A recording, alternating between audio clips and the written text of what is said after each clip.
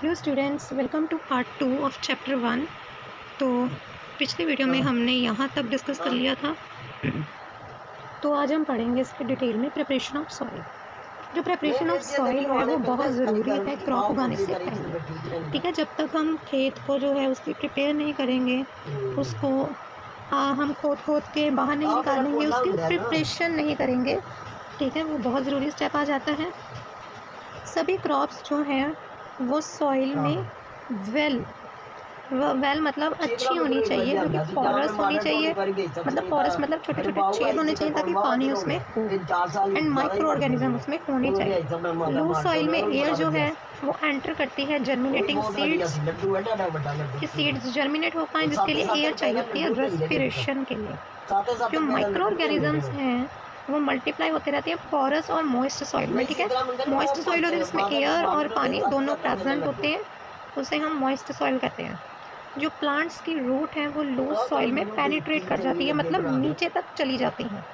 लूजेंड soil जो है वो रिप्रोडक्शन और ग्रोथ अर्थवर्म्स के लिए हेल्प करता है। ठीक है, वो पोरस सॉइल में एयर से ब्रीथ कर सकते हैं, सॉइल को फर्टाइल बनाते हैं उसको पोरस टर्न करके।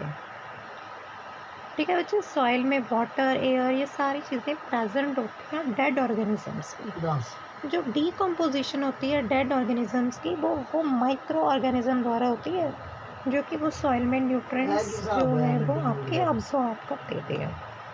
जो टॉप लेयर होती है वो 25 सेंटीमीटर टू 30 सेंटीमीटर तक होती है सॉइल की, और 9 to 12 इंचेस तक होती है, जो कि सॉइल के लिए अपने को यूज़फुल है। इसमें सारे न्यूट्रिएंट्स प्रेजेंट होते हैं। लूज सॉइल जो है वो एब्जॉर्ब कर सकती है न्यूट्रिएंट्स को बहुत इजीली। जो प्रोसेस होता है सॉइल को टर्न करने का उसे हम टिलिंग या प्लोइंग कहते हैं।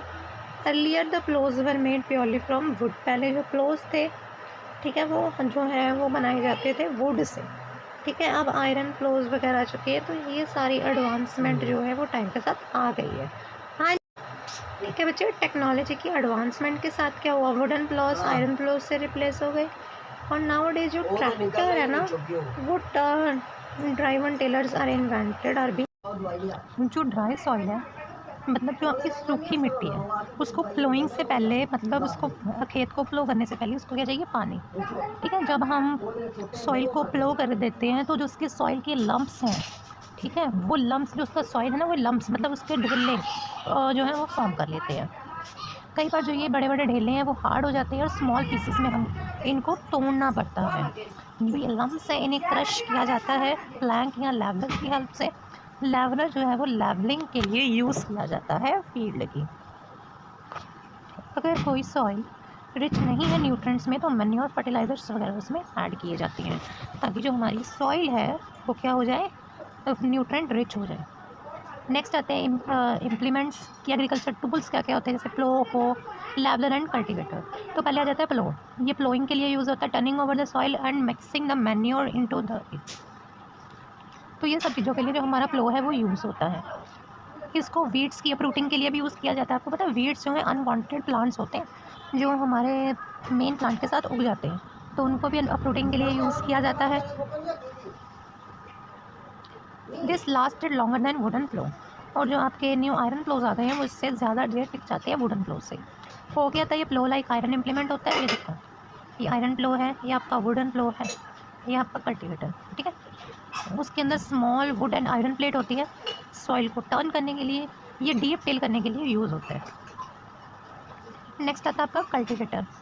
एडवांसमेंट के साथ साथ अब प्लोइंग जो है वो 10 to 12 आयरन प्लो के सेट के साथ जो है उसे की जाती है, जिसे हम कल्टीवेटर कहते हैं। It is driven by tractor. ये ट्रैक्टर के द्वारा जो है इसको ड्राइव किया जाता है। उसके आगे ये कल्टीवेटर लगा होता है ना, और पीछे ट्रैक्टर होता है, उसके साथ साथ ये सारी जो आपकी खेत है वो उसको प्लो कर देते हैं।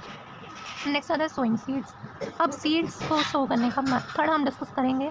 तो इसके दो आपके मेन मेथड्स आते हैं। फर्स्ट मेथड आता है ब्रॉडकास्टिंग। ठीक है, ब्रॉडकास्टिंग में वीट, मेज, टर्निप, पर्ल, मिलेट, ओट, ऑयल सीड्स, ये सारी जो हैं इसको हैंड के साथ बिखेर दिया जाता है। स्कैटर्ड होता है बिखेरना। इस मेथड को ब्रॉडकास्टिंग कहते हैं। इसकी 2 डिसएडवांटेजेस हैं कि सीड जो हैं वो इवनली डिस्ट्रीब्यूट नहीं होते, मतलब अगर एक सीड उधर है तो इधर उधर मतलब वो इवनली नहीं गिरते। और सेकेंडली इसकी डिसएडवांटेज क्या है कि सीड जो है वो buried properly in the soil नहीं होते, ये अच्छी तरह मिट्टी में धंसते नहीं हैं, कई बार सीड्स क्या हैं वो ऊपर ऊपर ही रह जाते हैं। इसका एक फ़ायदा है कि इससे काम जल्दी हो जाता है। सोइंग बाय हैंड्स, ठीक है, फ्लोइंग करने के बाद एक पर्सन क्या करता है, उसको सीड्स को फर्रोस में कर देता है। सो फर्रोस मतलब ऐसे छोटे छोटे वो करके छेद करके उसमें डाल देता है। और सोनिन पोटैटोज़ को जो है वो इस हैंड से सो कर दिया जाता है। सीड ड्रिल बेटा एक टूल होता है बिल्कुल एक स्पेसिफिक डेप्थ में और प्रॉपर डिस्टेंस में इसको जर्मिनेट करने के लिए के सीड को, ठीक है। कि स्टूडेंट्स इस वीडियो में इतना ही, बाकी का हम नेक्स्ट पार्ट में डिस्कस करेंगे। बाकी आपका चैप्टर काफ़ी ज़्यादा इंटरेस्टिंग है, इसी तरह से वीडियो को लाइक शेयर करना और चैनल पे नहीं हो तो सब्सक्राइब करना।